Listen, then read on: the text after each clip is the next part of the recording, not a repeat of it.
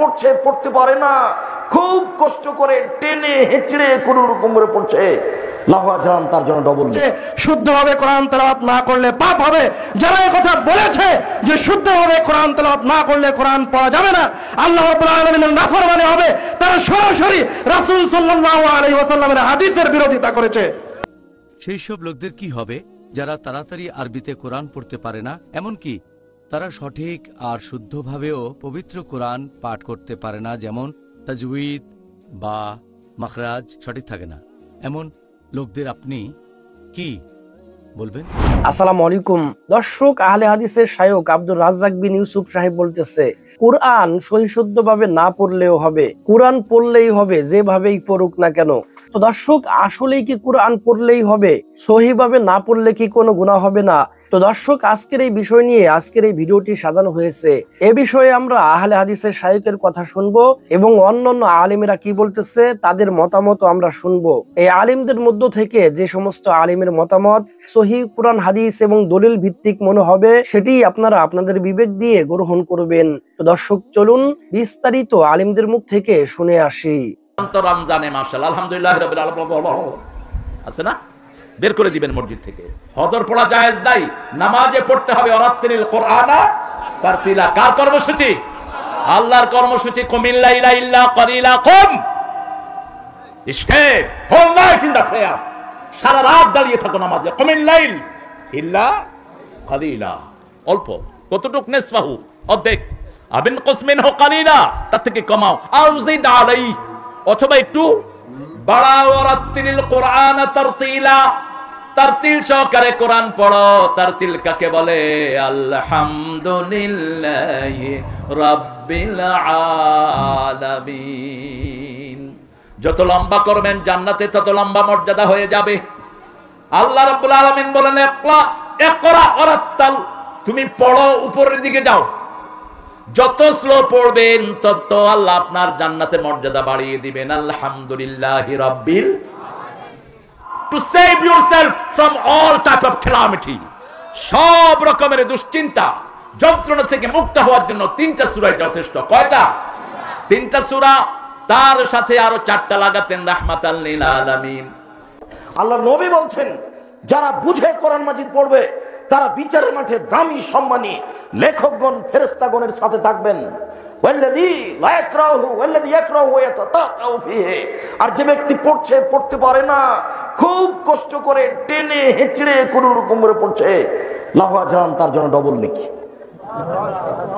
আলিফ বেতে সে করে পড়েন আর আলিফ বা তাসা করে পড়েন, চিন্তা করবেন না যে আমার ভুল হয়ে গেছে, আমি পড়বো না, ভালো করে পড়তে পারি না, এই হিসাবই বাতিল। আলিফ বাতাসা সুন্দর করে পড়ার চেষ্টা করেন, সেটা অন্য কথা। আলিফ বেতে সেই করে পড়া হবে না, যে বলেছে সেই ভুল করেছে, তাকে ক্ষমা চাইতে হবে, আল্লাহর কাছে ক্ষমা চাইতে হবে, জাতির কাছে ক্ষমা চাইতে হবে। হাদিস বুখারী মুসলিম।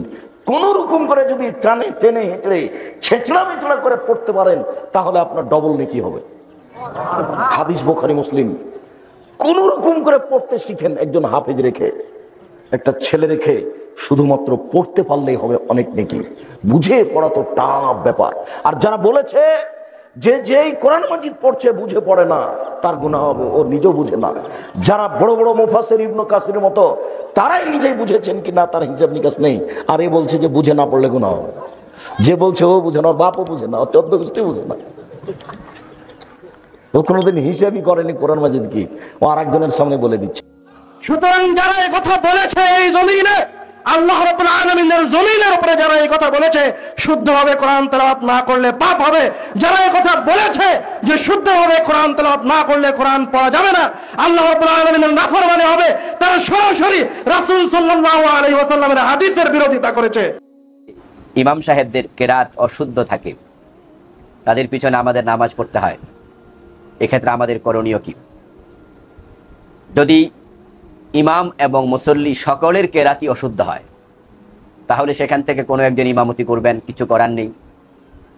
আমরা আশা করি তাদের এই অপারগতার কারণে, ওজরের কারণে আল্লাহ তাআলা তাদের নামাজ হয়তো কবুল করবেন। কিন্তু ইমামতির জন্য সে ব্যক্তি হকদার, মুস্তাহিক, যে ব্যক্তি আকরাউহুম লিকিতাবিল্লাহ। রাসূলুল্লাহ সাল্লাল্লাহু আলাইহি ওয়াসাল্লাম বলেছেন, উপস্থিত যত লোক আছে নামাজে তাদের মাঝে সবচেয়ে আল্লাহর কোরআন যিনি ভালো পড়েন, কোরআনের সবচেয়ে বড় পাঠক যিনি, তিনি হবেন ইমামতের মুস্তাহেক। এখন যদি এমন কোনো ব্যক্তি পিছনে মুক্তাদি হয়ে যায় যার তেলাওয়াত বিশুদ্ধ আর ইমামের তেলাওয়াত অশুদ্ধ, এবং সেই অশুদ্ধতাটা লাহানের জলি পর্যায়ের, তাহলে কিন্তু ভালো কেরাতওয়ালা যিনি পিছনে আছেন তার কারণে ইমামের ইমামতি করাই জায়েজ হবে না। তাই এই বিষয়ে সতর্ক থাকা লাগবে। এখন যদি আপনি সেখানে উপস্থিত হয়ে যান আর ইমাম কেরাত শুরু করে দিয়েছে, নামাজে ইমামতি শুরু করে দিয়েছে, আপনি বুঝতে পারলেন যে তেলাওয়াত চরম অশুদ্ধ, নামাজের পরে আপনি তাকে স্মরণ করিয়ে দেবেন, বলে দেবেন, এবং লাহানের জলি যদি থাকে তাহলে প্রয়োজনে নামাজ দোহরিয়ে নিতে হবে, আবার পড়তে হবে। ইমাম যদি সূরা ফাতিহায় ভুল করে লাহানে জালি, তার পিছনে নামাজ পড়া কোনো আলেম ও হাফেজ সংশোধন করে দেওয়া সত্ত্বেও যদি না মানে, তবে তারা মুক্তাদি হয়ে নামাজ আদায় করতে পারবে কিনা? না, একেবারে নামাজ নষ্ট হওয়ার মতো ভুল যে করে তার পিছনে জামাত সালাত হবে না, অবশ্যই তাকে এখানে সংশোধন করতেই হবে। সালাত আদায় করতে গিয়ে যদি দেখি ইমামের কেরাত শুদ্ধ না, মারাত্মক ভুল রয়েছে, তাহলে কি সালাত পুনরায় আদায় করতে হবে? ইমামের মারাত্মক ত্রুটি বা ত্রুটিটা দুই রকম, একটা হলো লাহানে জালি আর একটা হলো লাহানে খাফি। লাহানে জালি হচ্ছে সেই ত্রুটি যেগুলোর কারণে অর্থ পাল্টে যায়। সিরাতাল্লাযীনা আনআমতু আলাইহিম বলল, তারপরে আসলে কি আনআমতা আলাইহিম, মুতাকাল্লিম নিজেকে বলে ফেললো, অথবা লা ইলাহা ফা'লাম আন্নাহু লা ইলাহা ইল্লাল্লাহ, ফা'লাম আন্নাহু লা ইলাহা ইল্লাল্লাহ বলে ফেললো, যেখানে লা নাফিয়া সেটাকে লামে তাকিদ বানায় ফেললো। অর্থ পুরো পাল্টে যাবে না? অর্থ পুরো পাল্টে যাবে। এইভাবে লাহানে জালি হলে সালাত ইমামেরটাও বাতিল হবে, আর অন্যদের যারা শুনেছে, যারা বুঝতে পেরেছে যে ইমাম লাহানে জালি করেছে, তাহলে তাদেরটাও বাতিল হবে।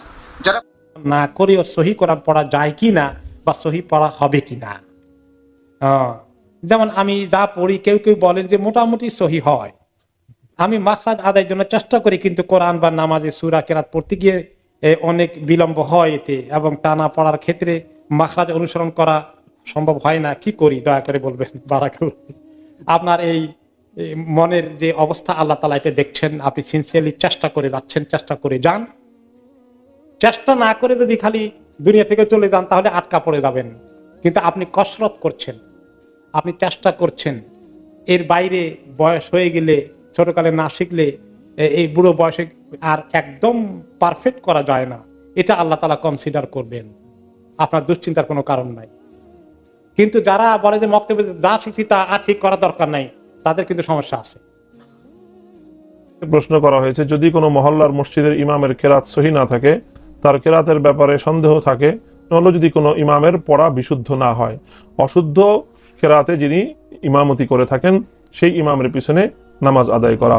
ইমাম সাহেবের কেরাত যদি যিনি নামাজ পড়বেন তার তুলনায় অন্তত বিশুদ্ধ হয়, তার তুলনায় একটু ভালো হয়, তাহলে এমন ব্যক্তির জন্য অশুদ্ধ কেরাতের ইমামের পিছনেও ইক্তেদা করতে কোনো সমস্যা নেই। আবার বলছি, অর্থাৎ যার নিজের কেরাতও শুদ্ধ নাই, তো সে একজন অশুদ্ধ কেরাতের ইমামের পিছনে ইক্তেদা করতে পারেন, যদি ইমামের কেরাত মুক্তাদির কেরাতের চেয়েও বেশি অশুদ্ধ না হয়ে থাকে। হ্যাঁ, যদি নিজের কেরাত শুদ্ধ হয়, যে তার কেরাতের মধ্যে কোনো লাহনে জালি নেই, মারাত্মক কোনো ভুল নেই, তাহলে এমন ব্যক্তির জন্য ওই ইমামের ইক্তেদা করা বৈধ হবে না, যেই ইমামের কেরাতের মধ্যে, যেই ইমামের তেলাওয়াতের মধ্যে এমন মারাত্মক ভুল হয়, যেই ভুলের দ্বারা কোরআনে পাকের অর্থ পরিবর্তন হয়ে কোরআনের যে মর্ম সেটা বদলে যায়, যেটা কুফরি কথাবার্তা হয়ে যায় বা একেবারে মিথ্যা অর্থ দাঁড়িয়ে যায়। তো এমন ধরনের কোন অর্থের বিকৃতি যেই ইমামের কেরাতের দ্বারা হয়ে যায়, সেই ইমামের পিছনে বিশুদ্ধ তেলাওয়াতকারী ব্যক্তির ইক্তেদা সহি হবে না। ফাতিহাতে যদি লাহনে জালি থাকে, মানে বড় ধরনের ভুল, লাহনে জালি মানে এমন বড় ভুল যে ভুলের কারণে অর্থ পাল্টে যাচ্ছে, সেটা হরকতের ভুল হোক, যে ফাতার জায়গায় আপনার কাসরা বা দমা পড়ে নিল, জের জবর পেশ উল্টো পাল্টা করে পড়লো, অথবা হাকে হা পড়ে দিল, জিম কে যা পড়ে দিল, যাতে অর্থ বদলে যাবে, অর্থ পরিবর্তন হয়ে যাবে, এইরকমটা যদি হয় তাহলে সালাত হবে না, তাহলে সালাত হবে না, ইমামের সালাত হবে, মুক্তাদির হবে না। কারণ সূরা ফাতিহা যেটা পড়া ফরজ, যে যা ছাড়া সালাত হয় না, সেটা সে ঠিকভাবে পড়েনি, বড় ধরনের ভুল করেছে, অর্থ পাল্টে দিয়েছে, তার পেছনে সালাত পড়া যায় না। এমন অবস্থা যদি হয়, তাহলে করণীয় হচ্ছে যে সেই জামাত থেকে বেরিয়ে যেতে হবে, মাখরাজ শুদ্ধ না হলে সমস্যা তো হবেই, কারণ একটি ওয়ার্ড এর উচ্চারণ যদি আপনার ভুল হয় তাহলে অর্থটা আপনার কেমন মনে হবে, আর আপনার কাছে কেমন মনে হয়? যদি আমি একটি বাংলা শব্দ উচ্চারণ ভুল করি তাহলে শুনতে কেমন দেখা যায়? যারা বাংলা বুঝেন তারা মনে করবেন যে লোকটা কি বললো। তো এটা স্বাভাবিক কথাই, আল্লাহ তাআলার কালাম, এর গ্রেডটা কি, এর মানটা কি? এর মান তো সর্বোচ্চ মানের হওয়া উচিত। সেক্ষেত্রে আপনি একটা ভুল উচ্চারণ করবেন, তারপরে বলবেন সমস্যা হবে কিনা, সমস্যা তো অবশ্যই হবে। কিন্তু যে কিন্তুটুকু বলবো একটু ভালো করে বুঝে নিন, সেটা হচ্ছে যদি উচ্চারণের মাখরাজ ভুল হওয়ার কারণে অর্থের পরিবর্তন না হয় তাহলে আপনি গুনাহগার হবেন না। যদি অর্থের পরিবর্তন না হয় তাহলে গুনাহগার হবেন না। সালাতে সূরা ফাতিহা সহ আরো কয়েকটি সূরা আমাদেরকে পড়তে হয়, সেজন্য এইটুকু কমপক্ষে কোরআনে কারীমের তেলাওয়াত শিক্ষা করা, যথাসাধ্য শুদ্ধ করে পড়তে শেখা, এটি প্রত্যেক মুসলমানের জন্য অবশ্য কর্তব্য, না করলে তিনি গুনাহগার হবেন। আর শুদ্ধ করার বিষয়টি হলো যে আমরা যারা রাবিয়ান নন তারা সাধ্য অনুযায়ী আমরা শুদ্ধ তেলাওয়াত করার চেষ্টা করব, কিন্তু যদি আমার সাধ্যের সবটুকু চেষ্টা করার পরও আমার দ্বারা পরিপূর্ণ শুদ্ধতা রক্ষা করা সম্ভব না হয়, বরং যতটুকু সম্ভব আমি চেষ্টা করেছি এবং তাতে একজন ভালো আলেম হাফিজ বা কারি বলেছেন যে আমার বড় কোনো ভুল বা লাহনে জালি টাইপের কোনো ভুল হয় না, তাহলে ইনশাআল্লাহ তাতে আমার নামাজ বিশুদ্ধ হয়ে যাবে। আর এছাড়া গোটা কোরআনকে তেলাওয়াত শুদ্ধভাবে শেখা এবং কোরআনকে বোঝার চেষ্টা করা, কোরআন যে আমল করার চেষ্টা করা, এটা ইমানদারদের জন্য কর্তব্য। কিন্তু নামাজের জন্য যেটুকু শেখা কর্তব্য, বাকিটুকু শেখা সেই মাপের কর্তব্য নয়। যদি কেউ কোরআনে কারীমের সালাতে যতটুকু দরকার হয় ততটুকুর বাইরে আর বাকি কোরআনে কারীম তেলাওয়াত করতে তিনি না জানেন, আল্লাহর কাছে তিনি গুনাহগার হিসেবে বিবেচিত হবেন না। কিন্তু এটা একজন ইমানদারের শান হতে পারে না। জান্নাতে যেতে চাইবেন কেউ, আল্লাহ তাআলাকে সন্তুষ্ট করতে চাইবেন, কিন্তু আল্লাহর কালামকে শুদ্ধরূপে পড়তে জানবেন না, আল্লাহর কালামে আল্লাহ তাআলা কি বলেছেন সেগুলো জানার ন্যূনতম চেষ্টা তিনি করবেন না, এটা কোনো ইমানদারের জন্য শোভনীয় নয়। আমি নামাজকে পড়ছি তো খুব সুন্দরভাবে, কিন্তু আমার কিরাত শুদ্ধ না হওয়ার কারণে আমার অজান্তে আমি আল্লাহকে গালি দিয়ে ফেলছি, আমার অজান্তে আমি আল্লাহকে ধমক দিয়ে ফেলছি, এটা তো আমার খবর নাই। কারণ বেশিরভাগ সাধারণ মুসাল্লি যারা কিরাত পড়েন নামাজের মধ্যে কি পড়েন? সূরা কাউসার পড়েন। কি পড়েন? সূরা কাউসার, ইন্না আতাইনাকাল কাউসার, এটাই তো পড়েন। আপনি এটার দিকেই যদি তাকান, বাকি গোটা কোরআনকে বিশ্লেষণ করছি না, শুধু সূরা কাউসারের দিকে যদি তাকান, তো বেশিরভাগ আমাদের যে সমস্ত ভাইজানেরা শুধু সূরা কাউসার জানেন, সূরা ইখলাস জানেন, এদের কাছে জিজ্ঞাসা করেন কিভাবে পড়ে। এই হরফের মধ্যে হা হচ্ছে কয়টা? দুইটা। একটাকে কেউ বলে ছোট হা, কেউ বলে বড় হা। আমাদের ভাষায় বলে একটাকে হাই হত্তি বলে, একটা হাই হাওয়াজ বলে। একটা কণ্ঠনালীর শুরু থেকে হয় আর একটা কণ্ঠনালীর মধ্যখান থেকে হয়। যেটা কণ্ঠনালীর মধ্যখান থেকে হয় সেই হাটা এখানে ওয়ান হাত। কণ্ঠনালীর শুরুবাদ থেকে যেটা, সেটা হচ্ছে হা, যেটাকে উচ্চারণ করতে হয় মোটা করে। আপনি যদি বাংলা থেকে কোরআন শেখেন তাহলে আপনার বাংলাতে আসবে হয়াকারে হা, ছোটটাও আসবে হয়াকারে হা, বড়টাও আসবে হয়াকারে হা। ফসল্লি লিরব্বিক, যে হে নবী আপনি আপনার প্রভুর নামে নামাজ পড়ুন, ওয়ান হাত, এবং কুরবানি করুন। এটা হচ্ছে সঠিক অর্থ। আর ভুল তেলাওয়াত এবং অর্থ ভুল, ফসল্লি লিরব্বিকা ওয়ান হাত, যে হে নবী আপনি আপনার প্রভুর নামে নামাজ পড়ুন এবং আপনি আপনার প্রভুকে ধমক দিন। কি দিন? কি হলো অর্থ? ওয়ান হার, ওইটা দিয়ে পড়লে কি হয়ে গেল অর্থ? ধমক দিন। বলেন আমার অজান্তে যদি আমি আল্লাহকে ধমক দিয়ে দিই নামাজ হবে? বলেন নামাজ হবে? এই জন্য আমার কোরআন শুদ্ধভাবে শেখার দরকার কিনা? কোরআন শিখা এবং শেখানো, teaching and learning the holy Quran, বিশুদ্ধ কোরআন তেলাওয়াতের প্রশিক্ষণ নিতে পারি। যারা আমরা কোরআন পড়তে জানি না তাদের জন্য একটা অপূর্ব সুযোগ। পাশে কেউ যদি থাকেন যিনি কোরআন শেখাতে পারেন, তার কাছ থেকে কোরআন শিখে নেওয়া দরকার। এই অপরচুনিটি জীবনে আপনি নাও পেতে পারেন, হয়তো অনেকে শুরু থেকে শেষ পর্যন্ত কোরআনটা পড়ার সুযোগ পাবে বা কোরআন শিখে নেওয়ার সুযোগ পাবে। সো এই অপরচুনিটি যেন আমরা কাজে লাগাই। আমরা একটু শক্ত সিদ্ধান্ত নিলেই পারি। দরকার শুধু আপনার একটা শক্ত সিদ্ধান্ত। দ্য ডিসিশন ইজ ইয়োর্স, সিদ্ধান্ত আপনার। তৌফিক দেওয়ার মালিক হচ্ছেন আল্লাহ। আল্লাহ তাআলা তৌফিক অবশ্যই দেবেন যদি আপনার একটা শক্ত ডিসিশন থাকে যে আমি কোরআন পড়তে জানি না। তো সবচেয়ে ভালো হয় যদি কারো কাছ থেকে সরাসরি শিখতে পারেন। শায়েখের কাছ থেকে আপনি শিখলেন, উনি আপনাকে কারেক্ট করে দিল, শিখিয়ে দিল। আর এটার সুযোগ না হলে অনলাইনে আমরা শিখতে পারি। অনলাইনে কিন্তু কোরআন শিক্ষার আসরের এরকম অনেক প্রোগ্রাম আপনি পাবেন। ইউটিউবে আপনি কোরআন শিক্ষার আসর বা কোরআন শিক্ষা বা অনলাইনে কোরআন শিক্ষা এগুলো লিখে সার্চ দিলেই ভুরি ভুরি আপনি লেকচার ম্যাটেরিয়াল পাবেন, যেগুলো ফলো করার মধ্য দিয়ে, অনুশীলন করার মধ্য দিয়ে আপনি কোরআন শিখে ফেলতে পারেন।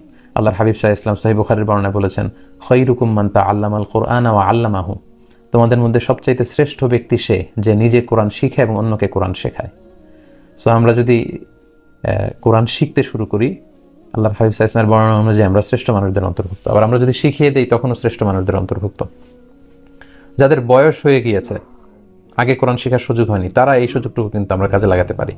কারণ কোরআন শেখার কোনো বয়স নেই, যে কোনো বয়সে আপনি শিখতে পারেন, শিখতে কোনো লজ্জা নেই, জানতে কোনো লজ্জা নেই। এবং সহিহ বুখারীতে আল্লাহর হাবিব সাল্লাল্লাহু আলাইহি ওয়াসাল্লাম বলেছেন, ওয়াল্লাযী ইয়াকরাউল কুরআন ওয়া ইয়াতাতাআতা, যে কোরআন পড়ে এবং আটকে যায়, তাআতা মানে 70 বছরের বয়স বা 60 বছরের বয়স কেউ যদি নতুন করে কোরআন শিখে, ছোট বাচ্চা যেমনি স্মুথলি কোরআন পড়ে তার মুখ দিয়ে এভাবে বেরোবে না, পড়তে যে আটকে যাবে, কষ্ট হবে। এই কষ্ট হওয়ার কারণে আল্লাহর হাবিব সাল্লাল্লাহু আলাইহি ওয়াসাল্লাম বলেছেন তার জন্য লাহু আজরান, দুইটা সওয়াব, মানে ডাবল সওয়াব। এক হচ্ছে কোরআন তেলাওয়াত করছে এর জন্য সওয়াব, আরেক হচ্ছে ইয়াতাতাআতা মানে হচ্ছে এই যে মামলিং করছে, মুখে আটকে যাচ্ছে, এটার জন্য আল্লাহ তাআলা ডাবল সওয়াব দিবেন। এজন্য আমাদের আশেপাশে যারা কোরআন পড়তে জানে না, দেখে দেখে আমরা যদি সুযোগ হয় তাদেরকে যেন একটু কোরআন শিখাই। কারণ আল্লাহর হাবিব সাল্লাল্লাহু আলাইহি ওয়াসাল্লাম বলেছেন, আদ-দাল্লু আলাল খাইরি কাফাইলি, কেউ যদি ভালো কোনো দিকে কাউকে পথ দেখায় তাহলে ওই ভালো কাজটা করলে যে সওয়াব, পথ দেখালে বা সাহায্য করলে, হেল্প করলে এই একই সওয়াব। আপনি যদি সূরা ফাতিহা কাউকে শিখিয়ে দেন, কিভাবে সূরা ফাতিহা পড়তে হয় এটা যদি কাউকে আপনি শিখান, তাহলে ওই ব্যক্তি যতদিন সূরা ফাতিহা পড়বে তার জীবনে তার একটা পার্সেন্টেজ সওয়াব কিন্তু আপনি আপনার আমলনামায় পেয়ে যাবেন। এজন্য আমরা যেন কোরআন শিখি এবং শেখাই। সেই সব লোকদের কি হবে যারা তাড়াতাড়ি আরবিতে কোরআন পড়তে পারে না, এমনকি তারা সঠিক আর শুদ্ধভাবেও পবিত্র কোরআন পাঠ করতে পারে না, যেমন তাজউইদ বা মাখরাজ সঠিক থাকে না, এমন লোকদের আপনি কি বলবেন? এমন লোকের কথা যদি বলেন যারা ভালো করে কোরআন পড়তে পারে না, তাজউইদ সঠিক থাকে না, এমন বিভিন্ন সমস্যা, আমাদের নবী মুহাম্মদ সাল্লাল্লাহু আলাইহি ওয়াসাল্লাম বলেছেন, এটা আছে সহিহ মুসলিমে খণ্ড নম্বর 1 বুক অফ সালাহ হাদিস নাম্বার 1745। আমাদের নবী বলেছেন, যদি কেউ কোরআন পাঠ করে সঠিকভাবে, সঠিক তাজউইদের সাথে, তখন ফেরেশতাগণ তার সাথে থাকবে। কিন্তু যদি কেউ কোরআন পাঠ করতে গিয়ে সমস্যায় পড়ে, সে পাবে দ্বিগুণ পুরস্কার। এখানে ব্যাখ্যা করা হয়েছে একটা পুরস্কার কোরআন পাঠের জন্য, আরেকটা সমস্যায় পড়ার জন্য। তাহলে যে কোরআন পড়তে পারে না সে যদি তারপরও কষ্ট করে কোরআন পাঠ করে তাহলে ইনশাআল্লাহ সে দ্বিগুণ পুরস্কার পাবে। এই হলো ইসলাম। মাশাআল্লাহ, যত কষ্ট করবেন তত পুরস্কার পাবেন ইনশাআল্লাহ। দর্শক, আশা করি সম্পূর্ণ ভিডিওটি দেখেছেন। আহলে হাদিসের শায়েখ কি বলেছে এবং অন্যান্য আলেমরা কি বলেছে আপনারা বুঝতে পেরেছেন। যেই কুরআনের মাধ্যমেই মুসলিমদের পরিচয়, যেই কুরআন পৃথিবীর সমস্ত কিছুর থেকে দামি। আল্লাহ সুবহানাহু ওয়া তাআলা আমাদেরকে হায়াত দিয়েছে 80 বছর, 50 বছর। এই হায়াত আমরা কত কাজেই ব্যয় করলাম। কুরআন শিখার জন্য কেন ব্যয় করতে আমরা পারবো না? কেন আমরা অশুদ্ধ কুরআন তিলাওয়াত করে কবরে যাব? কেন? কারণটা কি বলেন আপনারা? এই প্রশ্নটা আপনাদের কাছে আমি রেখে গেলাম। আল্লাহ সুবহানাহু ওয়া তাআলা কি আমাদেরকে যথেষ্ট পরিমাণ হায়াত দেননি? হায়াত পাওয়ার পরেও কেন আমরা সঠিকটা শিক্ষা করব না? আল্লাহ সুবহানাহু ওয়া তাআলা যেন আমাদের সকলকে সহি শুদ্ধভাবে কুরআন শিক্ষা করার জন্য তৌফিক ইনায়াত করেন। আমিন আমিন। তো দর্শক, আজকের এই ভিডিওটি এ পর্যন্তই। ভিডিওটি ভালো লাগলে লাইক এবং শেয়ার করে দিয়েন। আর হ্যাঁ, নিত্য নতুন ইসলামিক ভিডিও পেতে চ্যানেলটি সাবস্ক্রাইব করতে ভুলবেন না। ভালো থাকুন, সুস্থ থাকুন, এই দোয়া রইল। বেঁচে থাকলে দেখা হবে পরের ভিডিওতে। আল্লাহ হাফেজ।